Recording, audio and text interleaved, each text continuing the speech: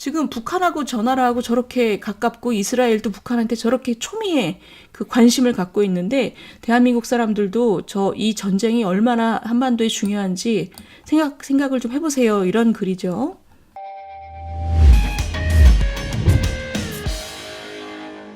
우리 국민들께서 크게 관심을 갖지 않는 그 이제 사건이지만 지금 전 세계에서 가장 중요한 사건, 정말 숨 넘어가는 사건. 저 하마스 이스라엘 얘기 오늘 조금 할게요. 자, 하마스 이스라엘 지금 제가 지난주 월요일 날 뭐라고 말씀드렸냐면 지금 날씨가 나빠서 저 지상전 투입을 안 하고 있다. 그렇게 이스라엘이 발표를 했다고 얘기를 했는데 지금 일주일이 지나면서 보니까 이 이스라엘이 사실 그렇게 얘기한 거는 사실 살짝 뻥이고 날씨 때문에 못 들어간다고 얘기만 했지 사실은 그 뒤에서 이제 발목을 잡는 세력들이 있는 거죠. 좀 말리는 사람들이. 근데 그 말리는 얘기를 좀 해볼게요. 지금 제가 지난주에도 그 말씀 드렸잖아요. 이 바이든 대통령이 지상전을 막 전적으로 안 돼! 이러지는 않는다. 근데 이분이 지난주에 갔다 오셨잖아요. 저기 갔다 와갖고는 그 무슨 얘기를 했는지가 지금 조금씩 나오는데 이 사람이 이제 이스라엘에 대해서 너네가 진짜 너무 분하고 군대를 끌고 들어가서 보복하고 싶은 마음 다 이해해. 그러니까 사실상 묵인. 절대 말리지 않는데 이 사람 얘기가 그 분노에 잠식돼서 들어가서 실컷 뽀개고 하마스를 소탕한다고 들어가서 막 쏘고 그 다음에 어떡할 거니? 이거죠. 그 다음에 어떡할 건지에 대한 내용이 없으면 이거는 굉장한 재난이 될 수 있다. 이 사람이 바이든이 이번에 굉장히 진솔하게 얘기를 했어요. 9/11 그 9.11 사태 이후에 미국도 너무 분노했지만 실수도 했다. 이라크 들어가서 사실 실패한 거죠. 나중에 어떻게 할 건지에 대한 계획이 없이 들어가서 그 얘기까지 하면서 지금 보시면 향후 경로에 대한 생각이 좀 있어라. 그러지 않으면 이거 진짜 큰일 난다. 이런 거죠. 그러면서 이번에 가서 이제 성과라면 가자 지구의 그 이집트 쪽에서 인도주의적 물자를 들여보내는 것을 시작을 했죠. 이게 저게 라파 통로라는 게 지금 완전히 가자 지구에 사람들이 이렇게 갇혀져 있잖아요. 거기 먹을 것도 없고 물자도 없는데 이제 이집트 쪽에 통로를 하나 열어서 글로 이제 물자를 들여보내게 한 거는 이 바이든 아저씨가 이번에 잘했는데 문제는 지금 나오는 얘기는 그것도 택도 없답니다. 지금 뭐 부지런히 실어 날라도 아주 택도 없는 수준인가 봐요. 거기 사람이 뭐 200만 명이 있으니까. 근데 다시 이 얘기로 돌아오면 자, 그러면 왜 지금 이게 걱정이냐. 이제 이스라엘은 너무나 화가 나서 보복을 안 할 수가 없는 거죠. 자기 국내 정치적인 문제도 있으니까. 근데 보복을 하러 들어가서 하마스를 소탕하겠다고 들어가면 지상전은 이제 희생도 되게 많잖아요. 근데 문제는 제일 중요한 게 지금 이 헤즈볼라가 지상군 들어가면 헤즈볼라가 우리도 들어간다 이런 입장을 지금 계속 보이고 있는 거죠. 그러니까 헤즈볼라는 이 하마스보다 한 10배, 규모가 한 10배. 그러니까 둘 다 하마스는 가자 지구에서 주로 있는 무장 집단이자 정당이고 헤즈볼라는 지금 레바논의 정당이자 무장 집단인데 사실 뭐 이게 시리아, 요르단 이런 데서도 활동을 많이 하나 봐요. 근데 이란이 이 둘을 다 이제 돈줄을 대고 있는데 헤즈볼라는 뭐 하마스하고 비교도 안 되게 그 규모가 크고 군사적으로도 강력하답니다. 그러니까 지금 이스라엘이 지상군 투입하면 헤즈볼라가 우리도 들어갈 거야 이러면 헤즈볼라가 들어오면 이제 미국이랑 또 붙게 되고 그러면 중동전으로 가는 거죠. 그러니까 지금 중동전으로 가면 어마어마한 이제 전 지구적인 문제가 되잖아요. 그러니까 이게 지금 바이든 대통령이 이스라엘을 이게 발목을 잡고 있는 거죠. 근데 말리진 않겠는데 너네 들어간 다음에 어떡할 건지 계획이 좀 있어야 된다. 그냥 막 분노 때문에 들어가서 일부터 저지르지 마라 이러고 발목을 살짝 잡고 있는 것 같아요. 겉으로는 우린 말리진 않는데 이러지만 물 밑에서는 엄청 잡고 있는 것 같고 물 밑에서는 뭐 이란하고도 헤즈볼라하고도 좀 얘기가 되고 있을 거라고 생각을 해요. 그러니까 이스라엘이 안 들어갈 수는 없는데 들어가서 얼마나 빠르게 하마스 책임 있는 사람들을 응징을 하고 그다음에 인질을 구해내고 그리고 재빨리 나와야 되는 거죠. 근데 거기까지만 해도 이제 헤즈볼라가 안 들어오면 다행인데 헤즈볼라가 이제 들어올까봐 걱정인 거죠. 그래서 오늘 아침에 나온 얘기들을 보면 이 상황을 지금 이스라엘이 좀 길게 봐야 된다. 길게 봐야 된다는 얘기는 이때까지 이스라엘이 가자 지구에 있는 팔레스타인 사람들한테 굉장히 그 모질게 굴었잖아요. 그래서 지금 이스라엘도 전 세계적으로 욕을 많이 먹고 있습니다. 그렇게 모질게 굴지 말고 예전에 90년대부터 그 중재하려는 나라들이 얘기했던 그 투 스테이트 솔루션이라 그러잖아요. 서로 공존하는, 서로 국가로서 공존하고 인정하고 좀 평화롭게 사는 그 방향으로 가겠다고 천명을 해라. 그러지 않은 상태에서 들어가면 이게 확전될 가능성이 너무 높다. 왜냐면 아랍 사람들도 희망이 없는 상태에서는 하마스 이번에 뭐 하마스한테 저 어마어마한 타격을 주면 또 뭐합니까? 비슷한 놈들이 또 일어날 텐데.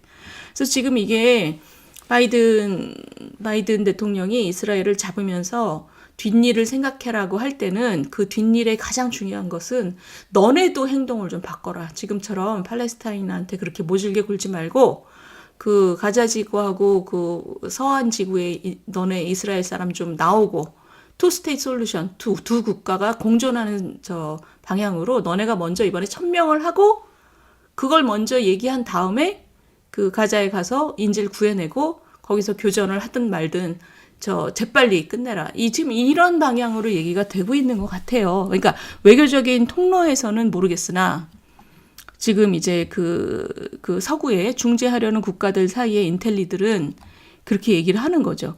근데 지금 그 시청자 여러분 그거 보셨죠? 왜 저 가자에 있는 병원에 폭격한 거?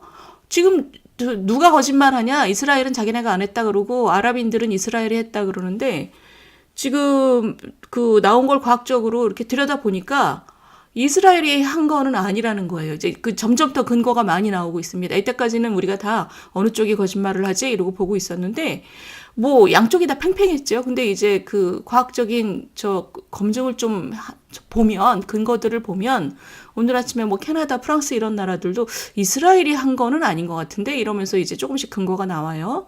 그런데 이미 아랍 사람들은 이 뉴스가 나자마자 이스라엘이 했다라고 생각하고 있기 때문에 이 무슨 뉴스가 나와도 이제는 이게 믿어지지가 않는 거죠. 지금 어마어마하게 그것 때문에 그 병원에서 수백 명이 죽었잖아요. 그러니까 아랍 사람들도 지금 분노에 휩싸여 있고 이런 상태에서 이스라엘이 우리 투 스테이트 솔루션 두 국가의 공존 전략 우리가 이제부터 하겠다. 과거에는 우리가 너무 모질게 굴었는데 이제부터 우리도 그렇게 하겠다라고 얘기하지 않고 교전을 시작하면 지상군을 투입하면 이게 걷잡을 수 없다는 거예요. 왜냐면 가짜뉴스 AI가 막 그 페이크로 막 만들어내고 더 잔인한 그 장면이 전 세계 SNS를 통해서 빠져나갈 텐데 이스라엘이 지금처럼 못되게 구는 그 연장선에서 이걸 지상군을 들어가면 걷잡을 수 없는 전쟁이 될 거다. 이런 걱정들을 지금 많이 하고 있습니다. 그래서 지금 진짜 일촉즉발의 상황이 지난주부터 지금까지 계속되고 있는데 제가 요거 하나 보여드릴게요. 재밌는 칼럼이 이분이 이제 호주 사람인데 이 이스라엘 하마스 전쟁에 한국 사람들이 너무 관심이 없는데 그럴 일이 아니다 지금. 이분 얘기가 뭐냐면 이게 지금 중동에서 이게 확전이 되고 이러면 무역으로 먹고 사는 한국은 기본적으로 세상이 불안하면 한국은 먹고 살 길이 막막해지는 거다.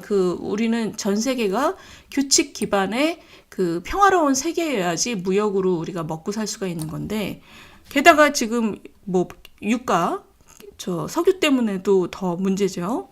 근데 이분이 지금 지적하고 있는 게 그런 모든 사람들이 다 알고 있는 사실 말고, 이 러시아하고 중국하고 이란, 이 나라들의 그 커넥션이 한국한테 굉장히 중요하다. 특히 그 이란하고 북한은 그냥 무조건 도발하는 나라다.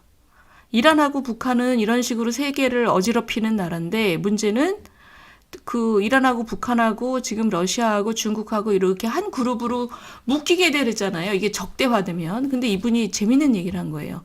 2007년에 북한이 그 영변 원자로를 시리아에다가 제공하려다가 걸렸는데 지금 또 하마스한테도 뭐죠? 무기를 판 걸로 나오고 있잖아요.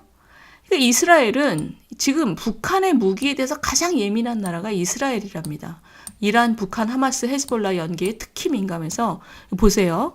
2007년 시리아에 북한 설계 원자로를 파괴한 것은 이스라엘 공군이었다는 거예요. 그러니까 우리는 딱히 이스라엘하고 우리가 가깝다고 생각 안 하잖아요.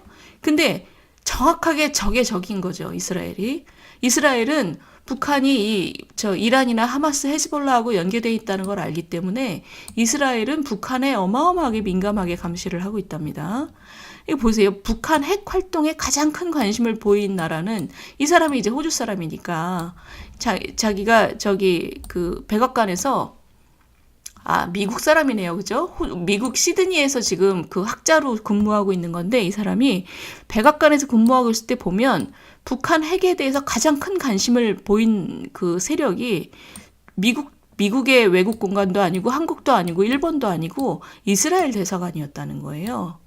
그러니까 북한이 저 핵기술을 이란이나 뭐 이런 데다가 옮길까봐 이스라엘이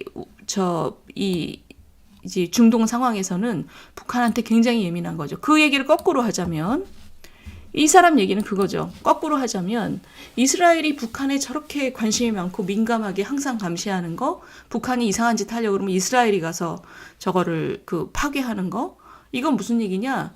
중동의 상황이 우리 대한민국한테 엄청나게 중요하다는 거죠. 이스라엘한테 북한이 중요하듯이 우리한테도 그룹들, 이란과 북한과 러시아 저 그룹의 행동이 우리한테도 어마어마하게 중요하다는 거죠. 그리고 북한이 저렇게 무기를 팔아갖고 먹고 살 수 있는 네트워크가 적이라는 얘기잖아요. 지금 이스라엘, 헤즈볼라, 하마스. 북한이 저렇게 유지할 수 있는 네트워크도 저쪽에 큰 축이 있는 것이고 한국의 국민들, 대한민국 국민들도 이 이스라엘 하마스 전쟁하고 한반도가 얼마나 밀접한 관계인지 신경을 써야 된다. 지금 호주에서 일하는 마이클 그린이라는 미국 사람이 이 얘기를 지적을 하고 있어요. 그래서 제가 이걸 보고 저도 좀 약간 반성을 했습니다. 저도 마음속에서 중동은 약간 먼 곳으로, 그러니까 기름, 유가, 그다음에 유가도 유가고 나라를 갖다가 이렇게 지역이 화약고가 되면 전 세계가 불안하니까 우리나라 경제가 더 안 좋은데 이렇게 생각을 하고 있었는데 지금 이분이 갑자기 굉장히 우리한테 와닿는 말을 하는 거죠.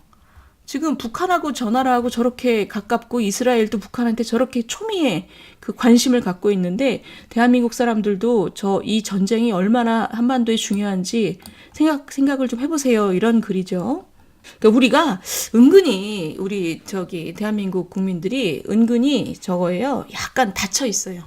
그러니까 우리가 맨날 정치가 이 모양이니까 우리 국내 문제에 너무 매몰돼가지고 이 밖에서 일어나는 일이 우리하고 얼마나 밀접한지를 이렇게 자꾸 자극받을 기회가 이렇게 적은 것 같아요.